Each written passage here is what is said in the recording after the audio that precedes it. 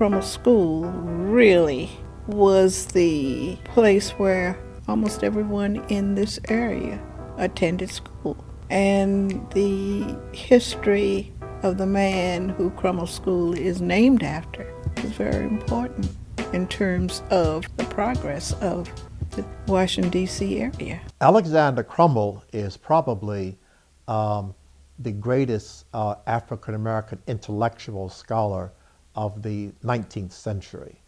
And the fact that the school was named for him about 12 years after his death shows how significant he was in the Washington community. Crummell was always a strong proponent of education. He recognized that black people had to acquire the knowledge and the skills to survive and to contribute to American life. It's education that is so very important. And if this can inspire others to want to achieve as much as they possibly can and go beyond, it would be a great contribution to our black community.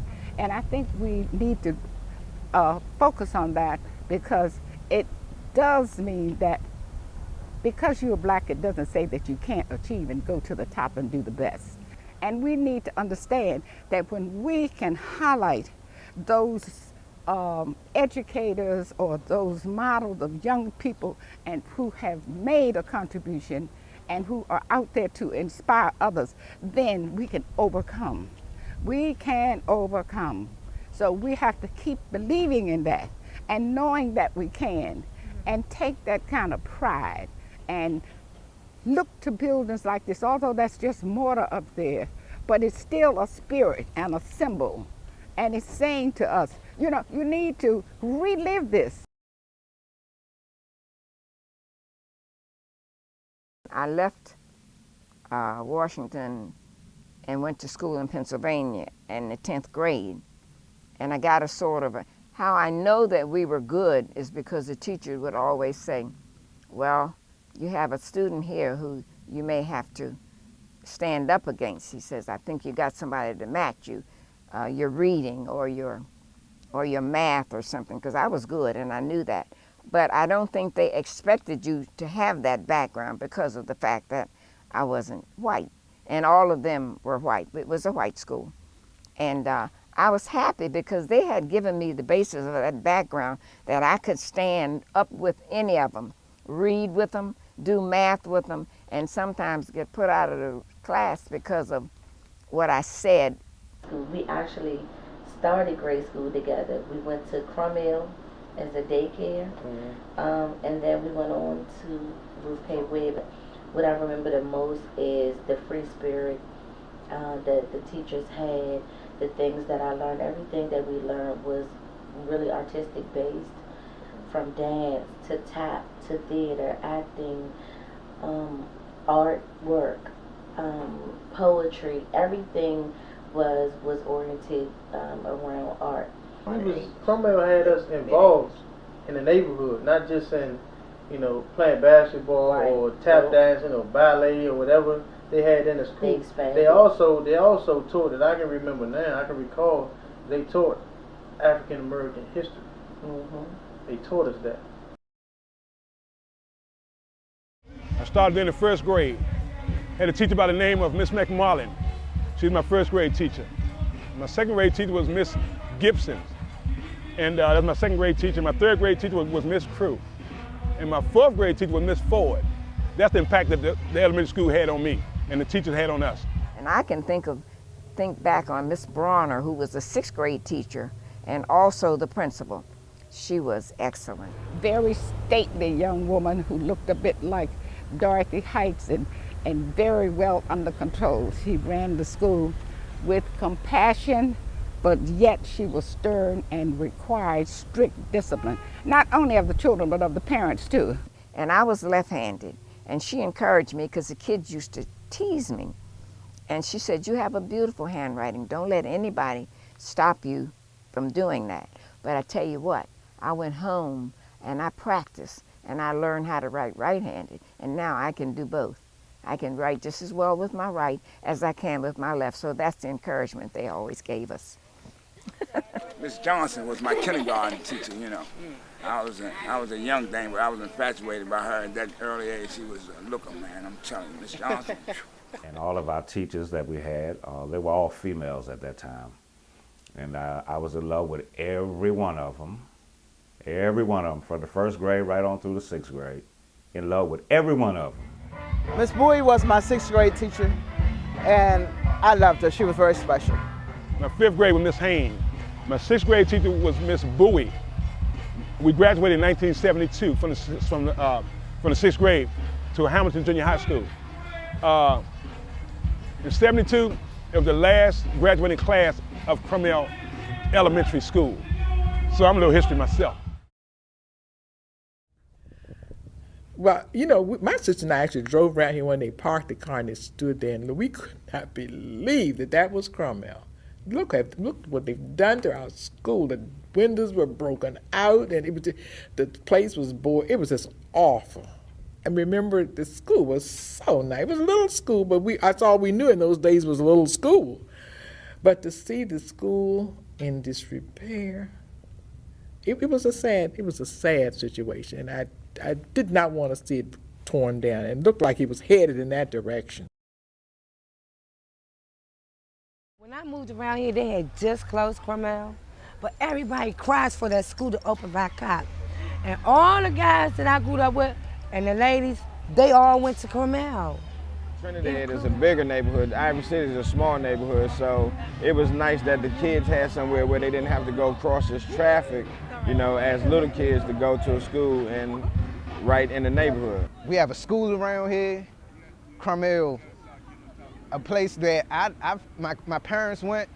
That's somewhere I wanted to go. Well, for one, that would have made the commute to school easier. You know, I live literally right up the street. I stayed on Providence Street. The school is right here to me. And so instead, I have to take a trip to Trinidad and go to Webb Elementary. We all got together and we went down to the district building to have the school declared historic. And I think we went a couple of times before we actually had it done. And when we got there, we went through the whole situation. And when they got up and said they're going to declare it historic, it was such a beautiful, I was just elated. And we've gotten to the point now where we can save this building and we can try to do something very special for the community. It would be wonderful to have this facility because built into a very meaningful, a special institution for this community because it defines the community. And it did that and it can do that again. We all got together, and it was just a small group of us at first, but we began to expand, we began to plan, and we reached a lot of people. So we met every year and had a luncheon, and the last one that we attended was almost 100 people coming as far as North Carolina. Yeah, it was well attended, very nice.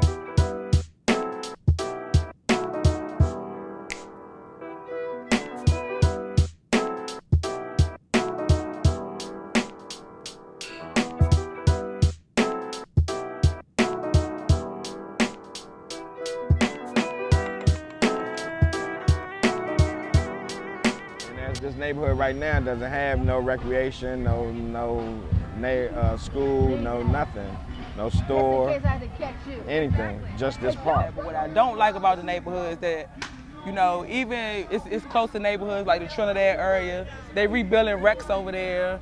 They making things for kids to do around there, but they not bringing anything in the community here on this side, because a lot of parents don't want their kids crossing that line. So it's really nothing for the kids to do. This park closed after dark, you know, at a certain time. Sometimes it's closed all day. So it's just nothing for the kids really to do. The DC Council, to me, have lagged behind in doing their job for Ivy City. They promise one thing and they do another. And we've had several people come and say what they want to do, but they're not asking anybody else what they want. The ideal vision for me would be some kind of community resource center that brings all the access and resource of the community to that. We want that center to benefit the residents of Ward 5 and especially the Ivy City community. We've been here for years. We had like, I don't know how many politicians come give meetings and say, we're gonna do this, we're gonna do that, we're gonna do this for your vote. We've been here, I've been here 37 years. He been here. 37 years, almost 38. No, he's 38, he older than me, but we've been here forever. How many meetings we been to with politicians saying they're gonna build us a playground, they're gonna give us, how many years? Mo, what's up, Mo? It's been 2 minutes.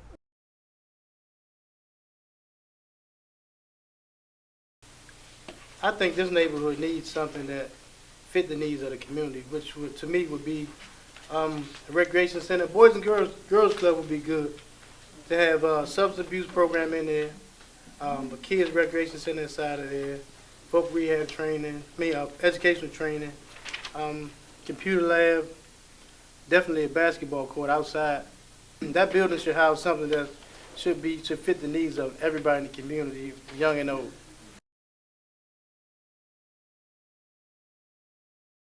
We need something that's going to bring our young black men and our young ladies back to the community to let them know that you can succeed no matter what background you come from, whether your mother on drugs or anything, it doesn't matter. But we don't have nothing in this community for us at all.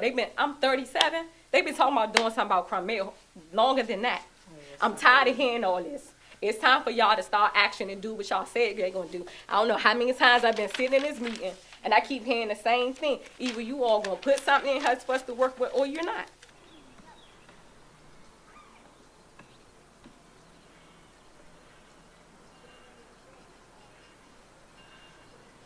What would you like to see in this neighborhood as a new resident?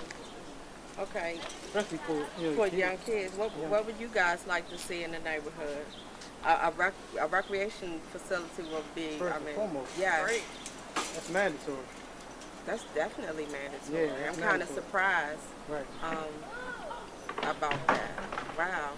Now, the only thing we have left to do now is get Crummell straight. That's the one thing, because if we don't do that, then to me it would have been all for nothing.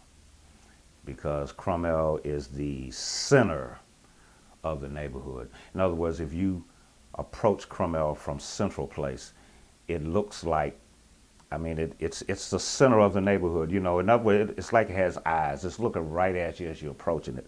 I can remember seeing it, you know, little boy, you're coming up Central Place in a car. It's like, there go Crummell, you know. I couldn't wait to go there. They should make it into like a rec center. A recreation center. A recreation center. A community center. Well, that's where our community center used to be at first, you know. You know, whatever they do with it, I hope they do something that's worthwhile, because it's just sitting there, just wasting away. And it could have been benefiting the community a long time ago from what I see. So I hope they do something. Please don't make it a parking lot. You know, not another club, not a laundromat, you know, make it something that can help the people around here grow and become better people. All right, great. Thank you so much for coming out and talking to us. That was great.